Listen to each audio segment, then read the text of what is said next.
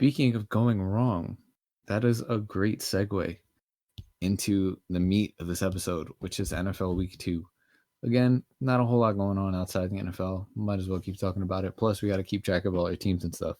But yeah, going wrong had to be the theme this weekend because that definitely fucked up a lot of money, fucked up a lot of our picks as well.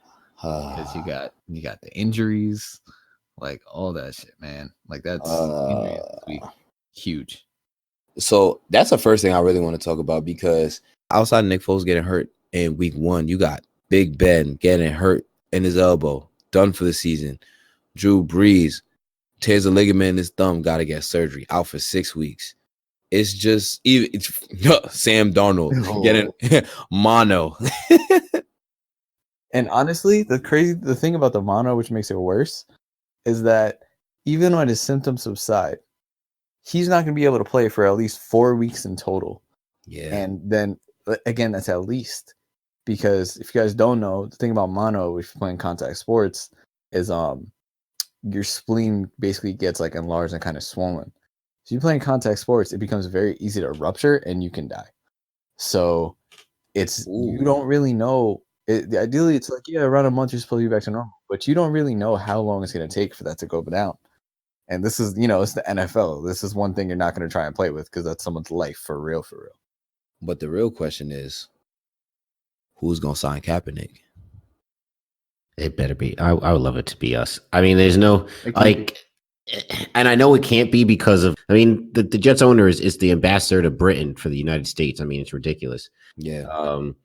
But it makes no sense. Yeah, Woody Johnson's apparently him and Donald Trump are really tight, and Donald made him the ambassador to British affairs or something like that.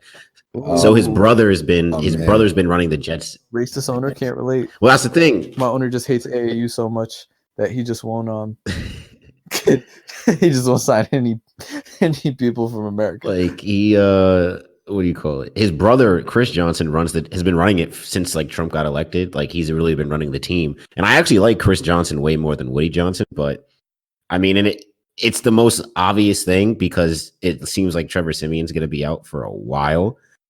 He's trash anyway. I'd rather have the third. The third string dude actually played pretty well. I like Luke Falk. I watched him all through preseason. I'm a big Luke Falk supporter, but you got to have somebody else on that roster. The backup quarter, they interviewed Gase at halftime. Lisa Salters, he was like, "Oh, who's the backup quarterback or the emergency quarterback?" It's Le'Veon Bell. They need another guy in there.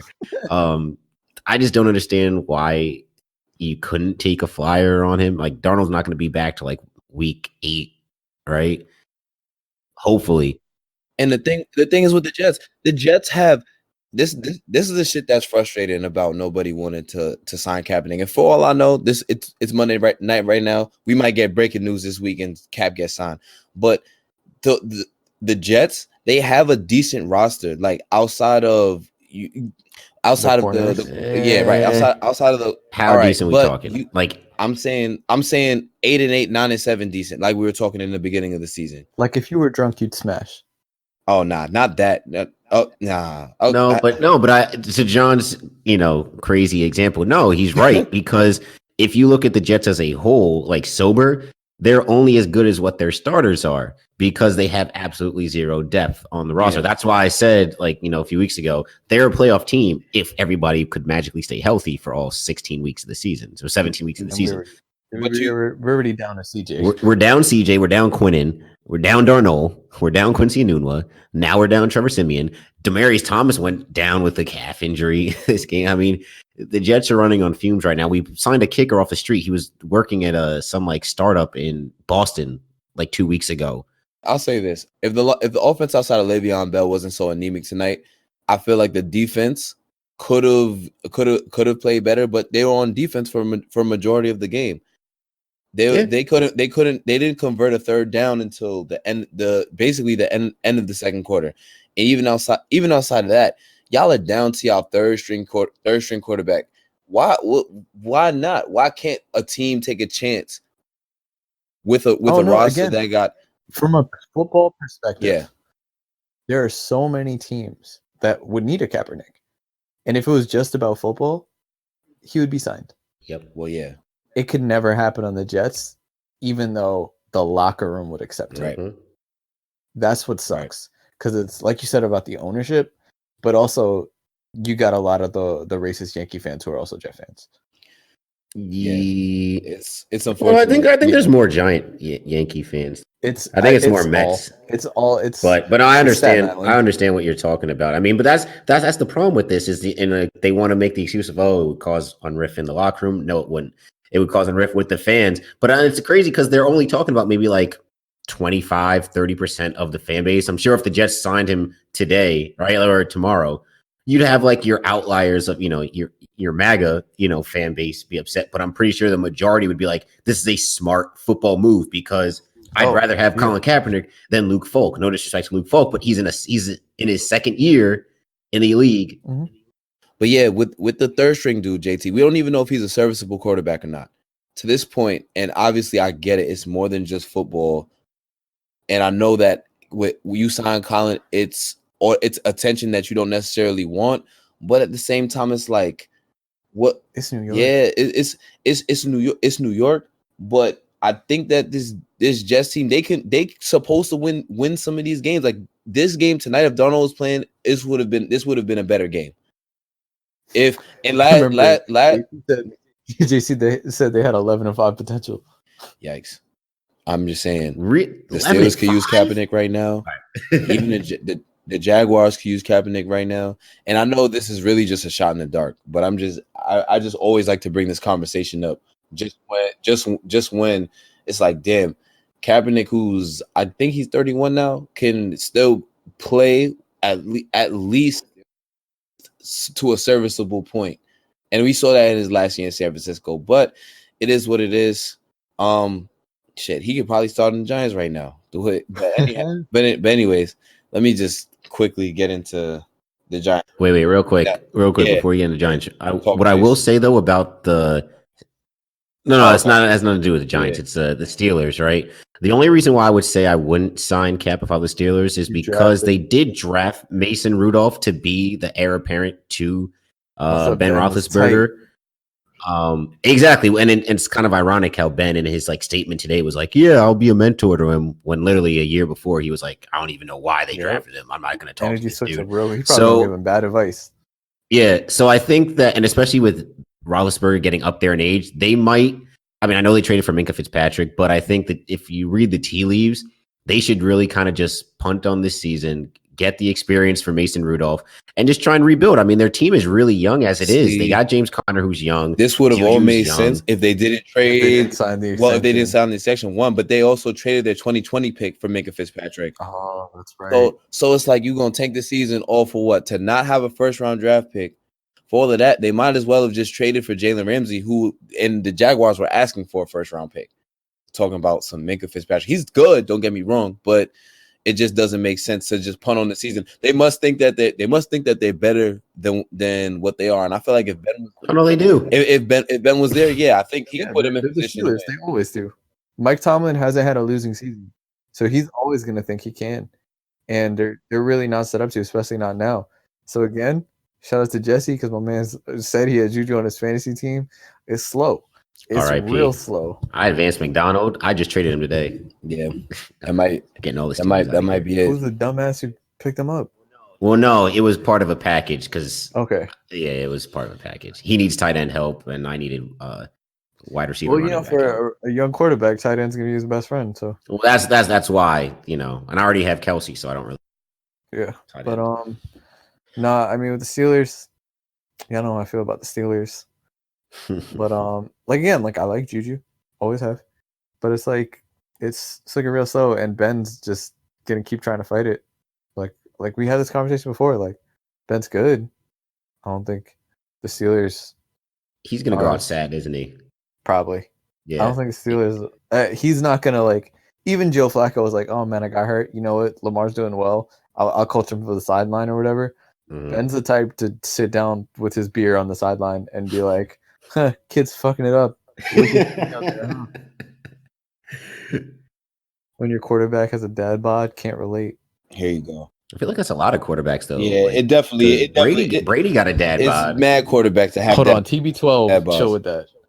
TB12 system, but also Can't relate. Come on now. Come on now. Can't relate. Yeah, all right. Look, anyhow.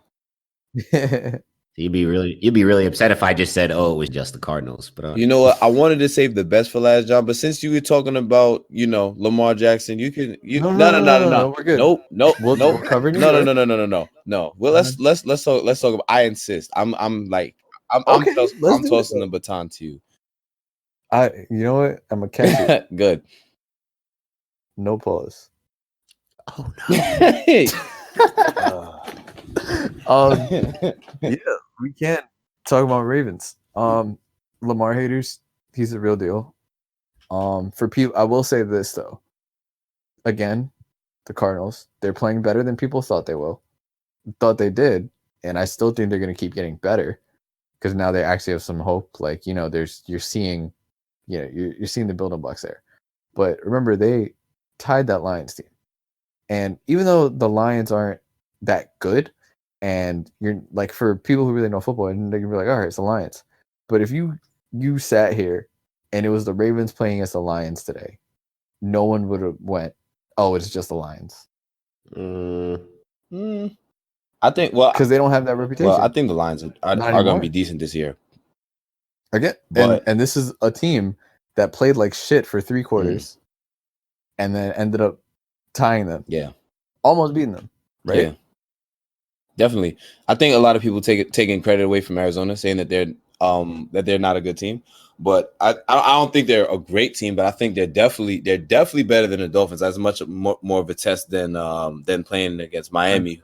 Yeah, that's not saying a whole lot, but yeah, I agree. They're better than people. But Lamar, the thing about Lamar Jackson that a lot of people aren't really talking about, he just looks so poised out there. Like he looks like a quarterback. He's not really retreating. He's running, but he's running on design runs and to keep plays alive. He's throwing the ball down the field. Anybody that's watching these games can literally see that. Mm-hmm. It looks like 2 different people from last year to this year. And I think it just takes time. It took development, and he's in the type of offense where it's very balanced because Mark Ingram be doing his thing on the ground. Yeah, right. He embodies the Ravens so well, and to have a player like that on the offensive side of the ball is like most definitely. Like the yards after contact with him. Yeah, the Ravens looking real good. I think early as an early pick to win a division, John. I think that was a very, very good pick in hindsight. I still picked the Browns. I said the Ravens had. You said no. You said the Browns. I picked the Browns. The wild card team, right? Yeah, I said they still had a good chance because the AFC North, anything can happen. Like I picked Browns 1, Ravens 2. Well, yes, you did. Right now, it's looking like the Ravens, which makes me happy. That's one thing I'd be glad to be wrong about. But like it looks really good, and he's not like literally the way the offense looked on Sunday. It's something that puts the league on notice for real. Yeah, because and like you said, like those to keep plays alive and shit on those runs, like you know what I mean. You're in a little box, he's gonna throw it over you. No matter what you do, he has a potential to get around it, which is scary. It's literally like the first thing I saw after the game was, I think Complex Sports tweeted it, and it was just like they did Lamar and then Madden cover Vic, and then they just had the Spider-Man meme. Yeah, like it's with the consistency and just no. Obviously, it's not the same, but potential wise, like I'm saying this in Louisville, like he had the potential to be like Michael Vick level. All right, you're seeing those building blocks here. So, question. Who has the better chance of becoming, I guess, that 04 Mike Vick? Is it Pat Mahomes or is it Lamar Jackson? See, but if you want to talk about Michael Vick comparisons, you have to say Lamar, because Lamar actually he runs the ball. Mahomes, even like for Mahomes' arm is insane. like I've never seen anybody throw the ball like Pat with deep ball accuracy and like actually being able to throw it downfield. And the thing with Mahomes is that he can run, but he just doesn't, because he doesn't need to. It's not like a 1A, 1B. It's literally like, all right, if y'all are making me run, I'll run. Like, don't think I can't. Yep. But with Lamar, it's like it's always a threat. You know what I mean? Like it's more ingrained into the offense, where Mahomes is literally like, okay, only if, because even if it, like Lamar will be like, all right, I have a better running lane or a tight pass. Mahomes will be like, I'll make the tight pass because I can. Yep. And when you just got it like that, you just got it like that. And I cannot wait for this. That's a bad Yeah, man. I can't wait for this game this week. I hope they put it on Sunday Night Football because, oh man, look, that the Ravens versus Chiefs, that actually might be a shootout. Yeah, it's gonna be good. And you gotta remember, there's no I don't know if Tyreek Hill's gonna be back. Yeah, no. Tyreek, I don't think he's gonna be back. Not yet. They say he's gonna be out a few weeks, but It's a 1:00 game. oh, it's 1:00. Oh, Ooh. damn, I wish that could yeah, be flexed. it's too early. 4:25 or something. It's too early in the season, I think, to flex it. Damn, but yeah, that would be that's. But that's the case with the Chiefs and Patriots because Patriots play in like 2 weeks or something like that. They put all the good teams like. Actually, no. Patriots and Chiefs play like in like November, I think, because the Patriots don't play a actual good team until the end of November when they play the Ravens. Can't relate. Ravens schedule's about to be wild. Yeah. Not. You should see the Jets schedule. Mm-hmm. Yeah, but the Jets. There's it's just let's hope things go well. The Ravens are playing for something. Yeah. Wow. That's not what I said. Now I really hope if we go 0-15. Now I hope we go 0-15 just for us to beat you guys in like week 16. Yo, I was thinking about this today actually, watching that game. Who's gonna be the first New York team to win at home? Wow. Because the Jets are on like what, the longest home losing streak? It's like 7. Now? Yeah, it's 7. Oof. So who's gonna be the first team to win a game at home? It'll be the Giants. Will it? Well, because the Jets are away for the next 2 weeks. I'm not counting the bye. They play the Patriots in Foxborough, then they go down to Philadelphia. Then they're home against the Cowboys, and then they go on the road to Jacksonville. I'll give the nod to the Giants only because I think the Giants have just more chances at home than the Jets in the next upcoming weeks. Man, so that's just purely statistics. I'm just saying. I don't know. Our next home game is in 2 weeks, and we play the Redskins. I'm not even confident about that, but. Since we're talking about the Giants, all right. Actually, no. Before I get into it, John, you finished talking about Lamar because I want to make sure you get all of it out. All of it out. Oh no! Wait, what? Come on, bro. Come on, dog. Like, I'm just saying because the way the recording started tonight, you can never be too careful. But yeah, no, I think I'm good on Lamar. Defense looked good, even with all the injuries. I just got to tighten it up a little bit. There's like a couple blown coverages, but it is what it is. We got to keep plug and play, and that's why I wished that maybe we could have traded for another DB because the Steelers don't need that because their season's gonna go down the drain. Hey man, I might trade for Jalen Ramsey. I don't know. Hey man, I don't know. It's very. I guess we'll see. Know. The Ravens aren't really like a trade team like that. No, they like to just build from the ground up. That's a fact. And trading for him would eventually require y'all to pay him if and only if. But yeah, we were more likely to just draft a corner and be like, all right, you'll end up good. I hear that. But yeah. All right. I think I'm content on my Ravens content. That's good, John. Because we have other stuff to talk about. It's like, obviously, but yeah.